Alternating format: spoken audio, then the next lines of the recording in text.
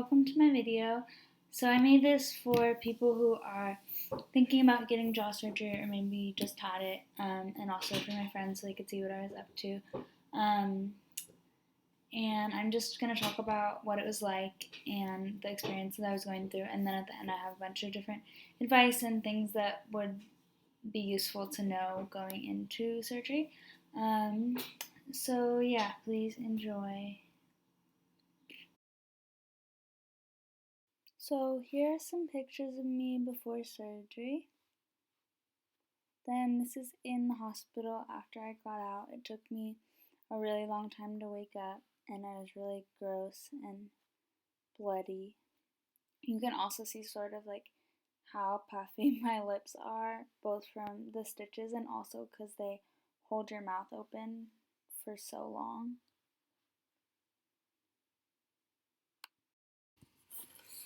Mhm. Mhm. Mhm. Mhm.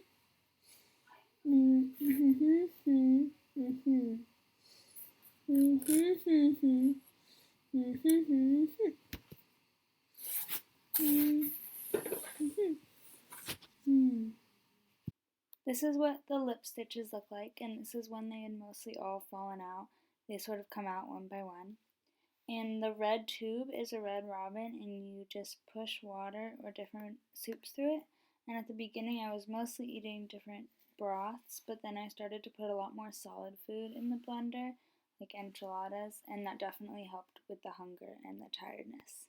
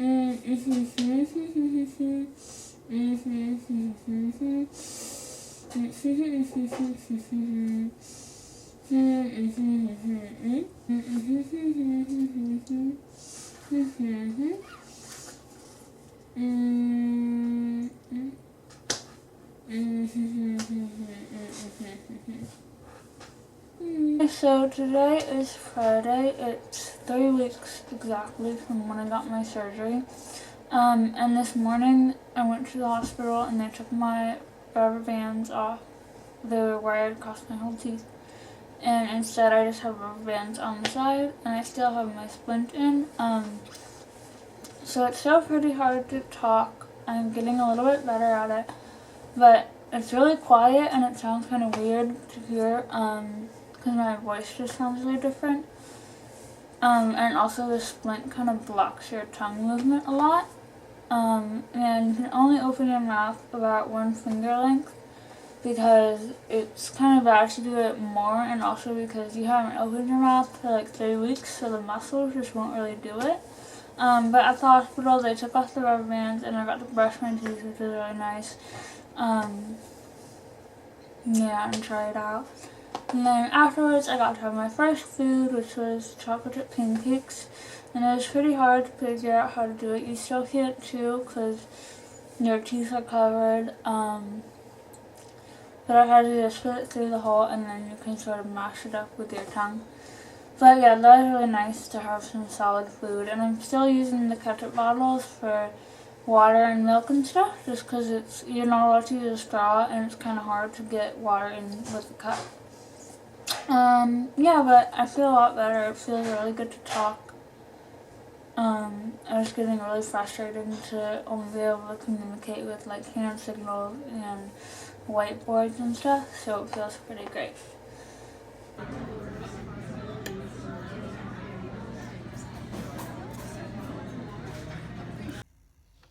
Hi, so it is 4 months since I got my surgery, and I got my braces off a couple days ago.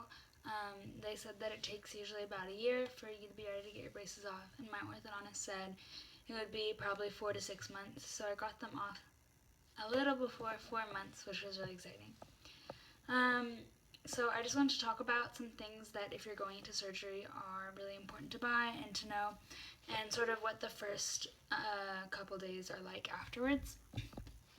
Going into surgery for the days before, I put on a lot of chapstick because the surgery is like 8 hours long and they hold your mouth open that entire time. And so when it's done, your lips are just super, super chapped. And I don't know if it did anything, but I think it helped a little bit. And also in the days after, you want to just buy tons and tons of chapstick because you need it all the time. Your lips are like really disgusting. And so in the first couple of days I was in the hospital, I think the first two, and I don't really remember them. I was super groggy in and out of it. You have to take this really disgusting medicine, which is like ibuprofen, but it's a liquid version, so it's this really thick orange medicine, which is really, really not nice. Then the third and fourth days, I think I was at home. The fourth day was definitely the worst because the hunger was starting to set in because I hadn't eaten anything for a really long time, and in the hospital they only had broth, and it took me a while to figure out what to eat. So I would definitely recommend beforehand going to a store and finding soups, and like I used also ate chili and like enchiladas and things that you like to eat because it's really important to eat solid foods and you can't just eat chicken broth. You get super, super hungry.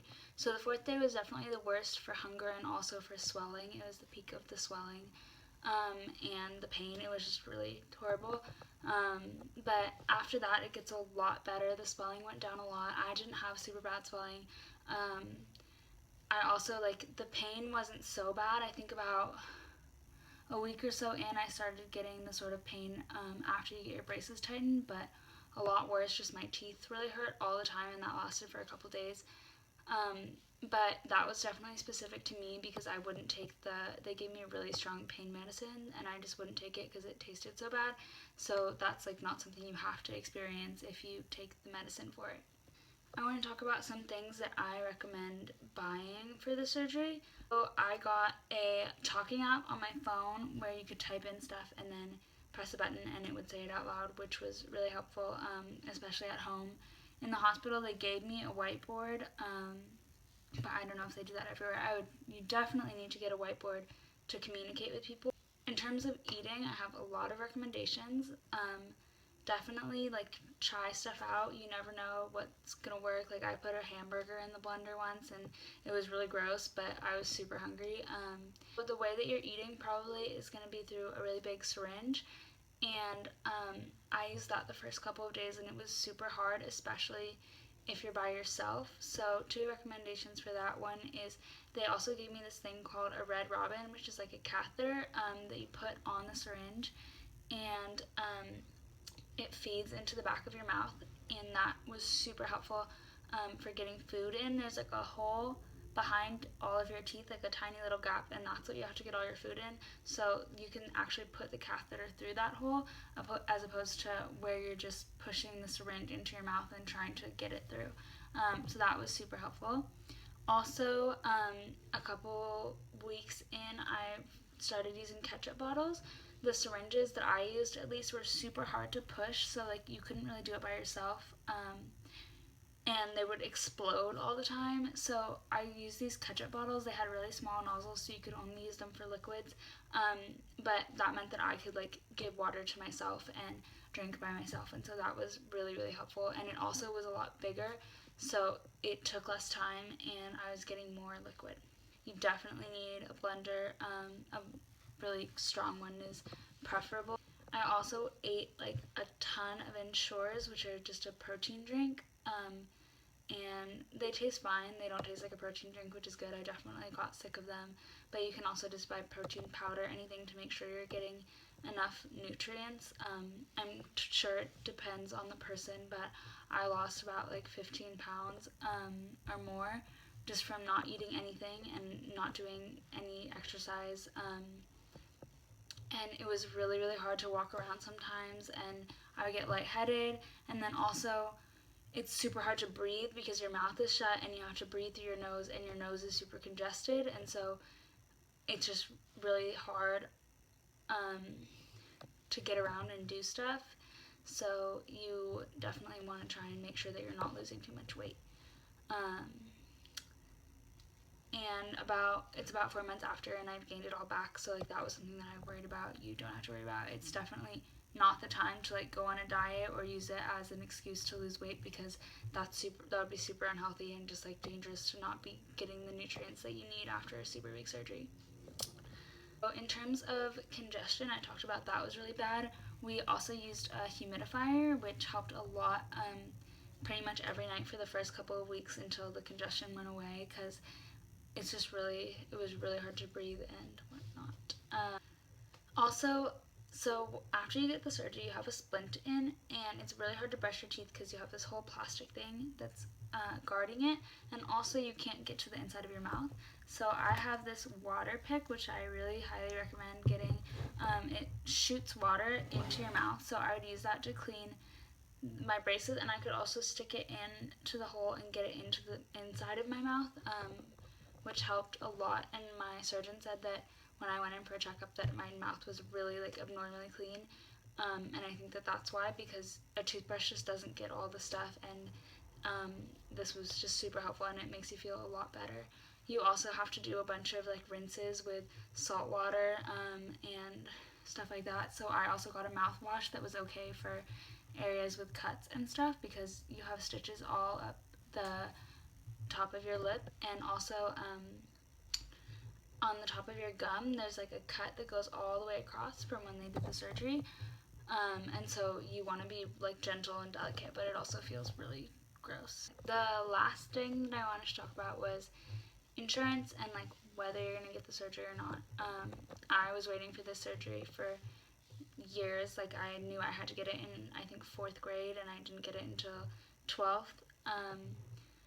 And I know that it's not something that everyone can get. And at first, when we tried to do it, the insurance said no, and it's like $100,000 surgery. So I would say that if you're dealing with something like that, you definitely want to push back on them, because like it's their job to tell you no, and they will eventually say yes if it's something that you need.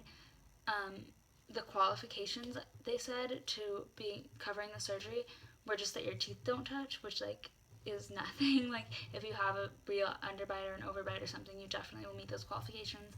And also you can get your surgeon to talk on the phone with them, which is what eventually convinced them to cover my surgery, but they didn't agree to do it until the day beforehand. So really just be persistent and don't give up in terms of that. Yeah, I hope you enjoyed and it was informative and not too gross. Bye!